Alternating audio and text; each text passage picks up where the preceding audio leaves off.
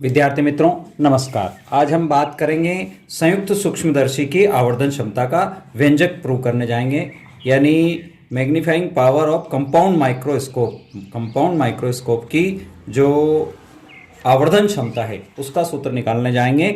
और जो सबसे पहले हम बात करते हैं इसके डायग्राम की, तो डायग्राम में हमारे पास एक ऑब्जेक्ट यानी ऑब्जेक्ट की तरफ एक लेंस है, ए बी एक वस्तु है। इस ऑब्जेक्ट लेंस ने ए बी वस्तु का A1 B1 एक प्रतिबिंब बनाया जो उल्टा बना है।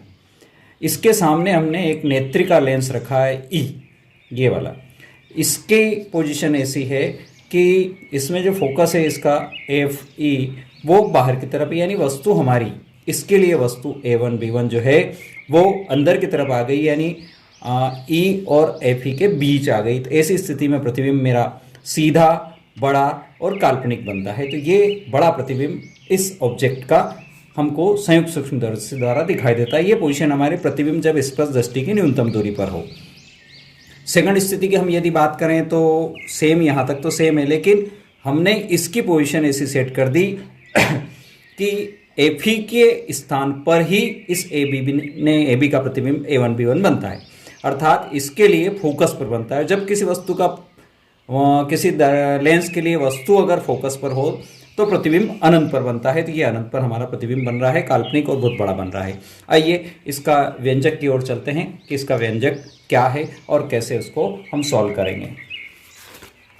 देखिए, आवर्धन क्षमता का व्यंजक: अंतिम प्रतिबिंब द्वारा आंख पर अंतरित कोण और स्पर्श दृष्टि की न्यूनतम दूरी द्वारा नेत्र पर अंतरिम कोण के अनुपात को संयुक्त सूक्ष्मदर्शी की आवर्धन क्षमता कहते हैं।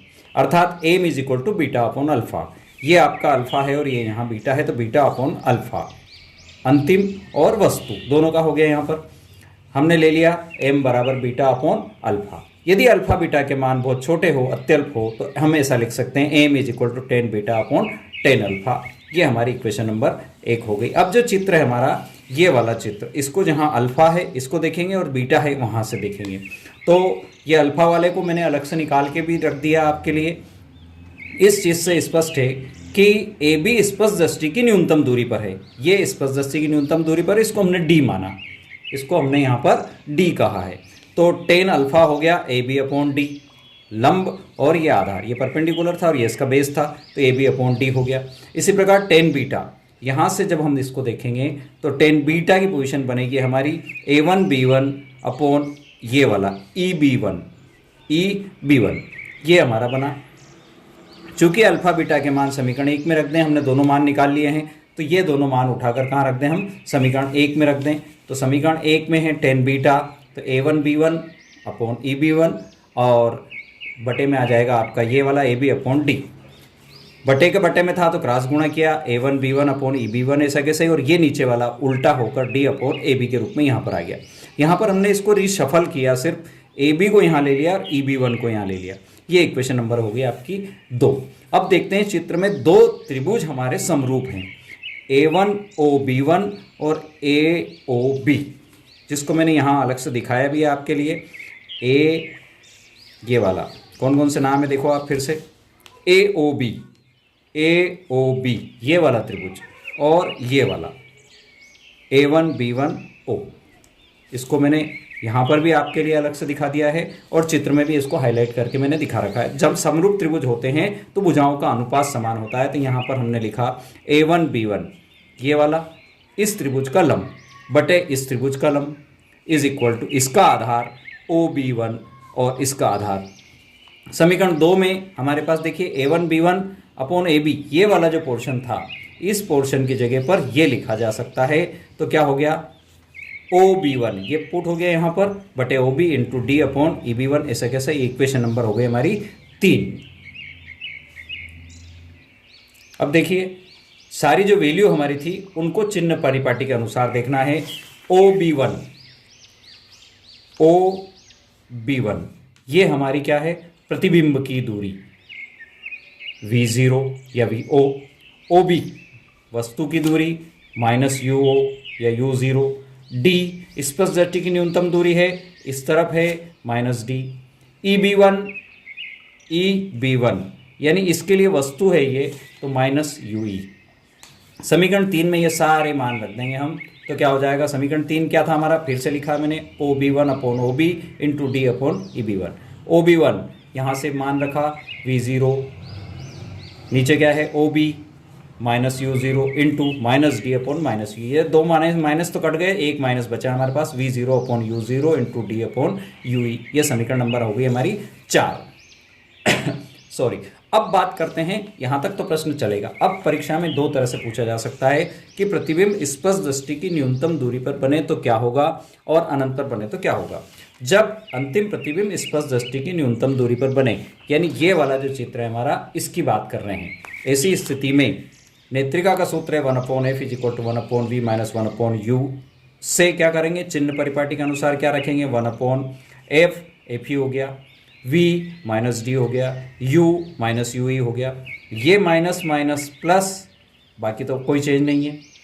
दोनों पक्षों में d का गुणा कर देंगे, यहाँ भी d, यहाँ भी d और यहाँ भी d, सब जगह हमने क्या कर दिया, d से गुणा कर दिया।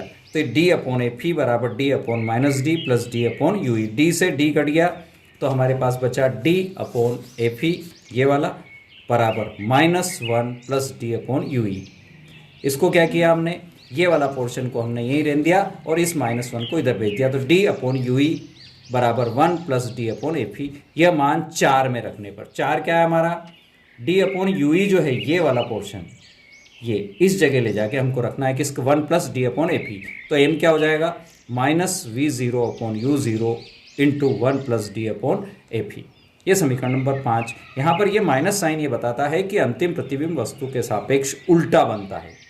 तब सूक्ष्मदर्शी की नली की लंबाई L जो होगी, ये ऑब्जेक्टिव में पूछा जाता है कि नली की लंबाई क्या होगी, बराबर होगा OE, O से लगाकर E तक, इस O से लगाकर E तक, ये हो जाएगी आपकी नली की लंबाई।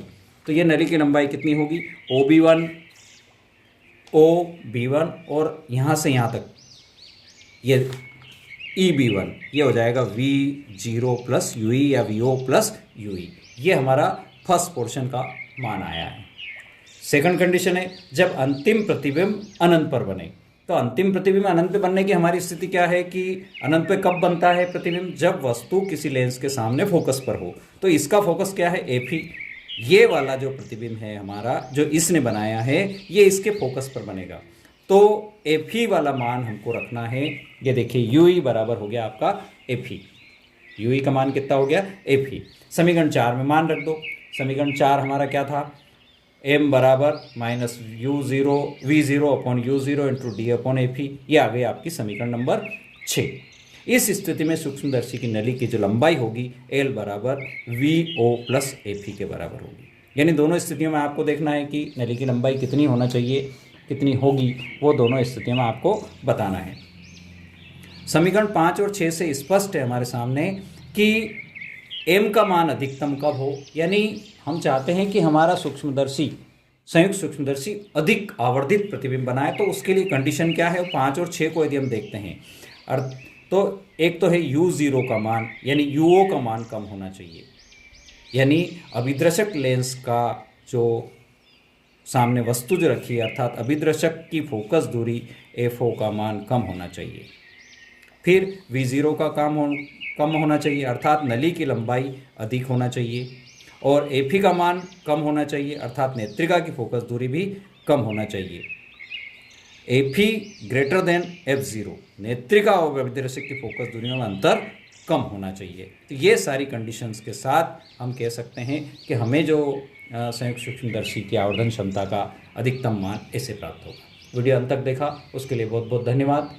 और किसी टॉपिक पर यदि आपको कोई कन्फ्यूजन हो तो निश्चित रूप से कमेंट बॉक्स में मुझे लिखें, ताकि मैं आपको उसका वीडियो बनाकर भेज सकूं। वीडियो अंत तक देखा बहुत बहुत धन्यवाद। जय जिनेंद्र।